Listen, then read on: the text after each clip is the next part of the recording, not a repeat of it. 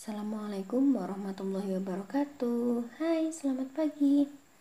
Oke, kali ini kita bahas tentang perkembangan Islam masa Rasulullah SAW periode Madinah. Nah, pada bab ini tentang dakwah periode Madinah ini ada 3 subbab. Yang pertama tentang kebudayaan masyarakat Madinah sebelum Islam. Yang kedua, substansi dan strategi dakwah periode Madinah. Yang ketiga, peristiwa penting dalam dakwah periode Madinah. Nah, yang pertama tentang kebudayaan dan kondisi masyarakat Madinah sebelum Islam. Jadi, penduduk Madinah itu lebih heterogen daripada penduduk Makkah. Artinya mereka terdiri dari beberapa macam etnis dan kepercayaan serta memiliki adat istiadat sendiri dari masing-masing suku.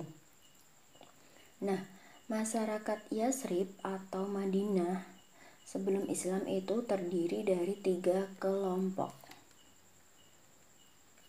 Yang pertama itu ada suku Aus dan suku Khazraj.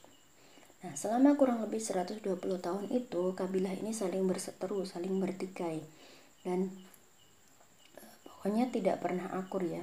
Itu semua karena provokasi dari kaum Yahudi. Yahudi ini merasa iri dengan kemajuan suku Aus dan Khazraj. Nah, pernah juga terjadi sebuah peperangan yang sangat terkenal di antara suku Aus dan Khazraj ini adalah perang Bu'ats. Nah, di perang ini juga membangkitkan mereka untuk mencari perdamaian. Jadi setelah perang itu mereka terus sadar bahwa kalau seperti ini terus ya nggak bisa. Akhirnya mereka itu ingin agar berdamai, agar terjadi perdamaian di antara mereka. Nah, keinginan untuk hidup damai inilah yang mendorong suku Aus dan Khazraj menerima kehadiran Islam, karena itu seperti yang kita ketahui ya, bahwa Islam itu selalu menghadirkan kedamaian. Dan mereka berpandangan bahwa Islam itu lambang dari persaudaraan dan kedamaian tersebut, apa yang mereka cari, seperti itu. Yang kedua ada kaum Yahudi. Jadi di Madinah itu juga masih ada Yahudi waktu dulu. Nah, Yahudi ini terdiri dari 3 kabilah yang terkenal. Yang pertama Bani Qainuqa, yaitu mereka adalah sekutu dari Khazraj. Yang kedua adalah Bani Nadir, sama seperti Bani Qainuqa, mereka adalah sekutu dari suku Khazraj juga. Yang ketiga adalah Bani Quraidah, yang dulunya mereka adalah sekutu dari Aus, dan mereka itu tinggal di pinggiran kota Madinah. Nah, 3 Bani Yahudi ini tadi yang menyulutkan api peperangan antara suku Aus dan Khazraj. Kemudian mereka juga sebagai provokator atas pecahnya perang Bu'ats itu. Nah, kaum Yahudi ini bidang yang mereka kuasai itu adalah tentang sistem pertanian, perdagangan, pertukangan, keuangan juga, sehingga ekonomi dan struktur sosial di Yasrib itu telah menduduki posisi yang penting dan menentukan. Selanjutnya yang ketiga yang berada di Madinah adalah kaum musyrikin. Nah, di sini kaum musyrikin itu termasuk yang minoritas dan tidak memiliki kekuasaan atas penduduk Yasrib. Nah, dulu itu ada seorang tokoh bernama Abdullah bin Ubay. Sebelum Rasul datang, itu setelah perang Bu'ats itu suku Aus dan Khazraj sudah sepakat untuk menobatkan Abdullah bin Ubay tadi menjadi pemimpin kelompok mereka. Nah, saat itu Abdullah bin Ubay merasa melambung ya, karena tidak ada pesaing di Yasrib. Tapi setelah kedatangan Rasul, maka dia merasa seperti tempatnya itu dirampas, sehingga dia menyimpan benih-benih permusuhan dalam dirinya. Nah, bisa kita lihat di peta konsep ada Madinah pra-Islam, itu mereka kesehariannya adalah bertani. Kemudian tentang perekonomiannya mereka sudah maju, tanah mereka subur, serta komoditas pertanian melimpah karena tanahnya subur itu tadi. Tetapi kehidupan orang-orang Madinah sebelum Islam, negatifnya adalah mereka juga masih mempraktekkan riba, terutama kaum musyrikin orang-orang Yahudi itu masih menerapkan riba. Kemudian sering bertikai seperti suku Aus dan Khazraj itu tadi yang memang diadu domba oleh orang-orang Yahudi. Kemudian ada peperangan juga dan adu domba ini tadi. Ini sisi negatif dari orang-orang Madinah sebelum Islam. Sekarang kita masuk ke substansi dan strategi dakwah Rasulullah SAW di Madinah. Jadi ketika Rasul itu berhijrah dari Mekah ke Madinah, Rasul tidak langsung menuju ke Madinah, tetapi beliau singgah dulu di sebuah tempat yang namanya adalah Quba. Nah, di sana Rasul mendirikan sebuah masjid serta mendirikan sholat di dalamnya. Ini adalah masjid pertama yang didirikan atas nama ketakwaan sejak kenabian Rasulullah.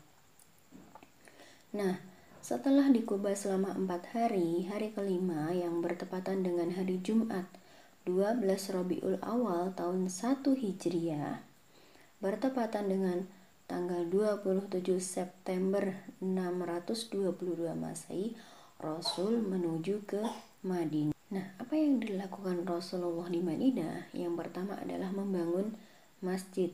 Nah, masjid di sini adalah Masjid Nabawi yang kemudian masjid tersebut digunakan untuk sholat jamaah, pengenalan dan penanaman ibadah madhoh, muamalah, dan kegiatan-kegiatannya agama lain yang dilakukan di situ, sehingga ketika itu masjid dan sekitarnya itu menjadi ramai.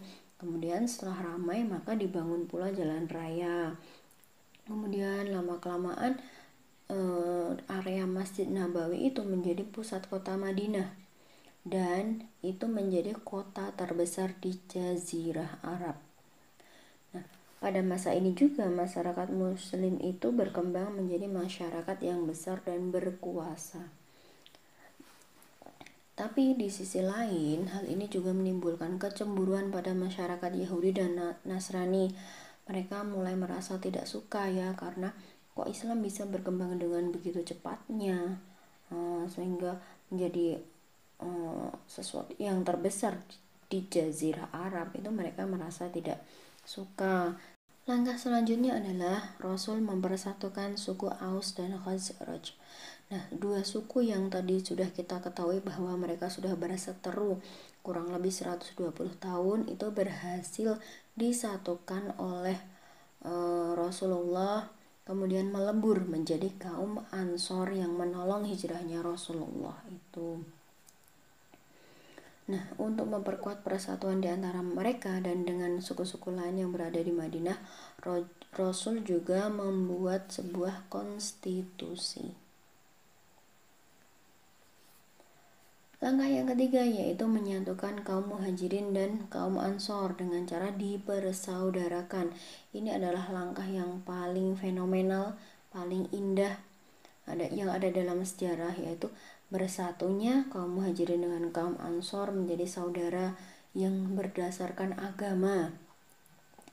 Yang ini menggantikan persaudaraan yang berdasarkan darah. Jadi persaudaraan ini tidak hanya atas jalur darah ya, tapi ini dasarnya lebih kuat, yakni agama, sehingga suasana menjadi lebih damai dan aman. Dengan mempersatukan kedua saudara atas dasar agama, maka persatuan di antara mereka semakin kokoh. Yang keempat adalah penanaman nilai-nilai moral, yakni selalu berkomitmen terhadap mereka melalui pengajaran, pendidikan, penyucian diri, dan ajakan kepada perilaku mulia. Itu Rasul mengajarkan segalanya seperti itu. Dan Rasul juga mengajarkan kepada mereka tentang adab-adab berkasih sayang, bersaudara, menjunjung keagungan, kemuliaan, ibadah, serta ketaatan. Yang kelima adalah membentuk tatanan masyarakat. Rasulullah SAW mempersatukan golongan Yahudi dan Bani Qainuqa, Bani Nadir, serta Bani Quraidah. Rasul juga membentuk suatu perjanjian yang melindungi hak-hak asasi manusia di Madinah. Nah, itu semua dikenal dengan Piagam Madinah. Nah, ini tadi sekilas tentang perkembangan Islam pada masa Rasulullah SAW di periode Madinah. Sebenarnya masih ada satu subbab lagi, yakni tentang peristiwa-peristiwa penting ketika Rasulullah itu berdakwah di Madinah. Itu akan kita lanjutkan pada video pembelajaran selanjutnya. Oke, sampai di sini dulu. Kita lanjutkan pada video pembelajaran selanjutnya. Assalamualaikum warahmatullahi wabarakatuh.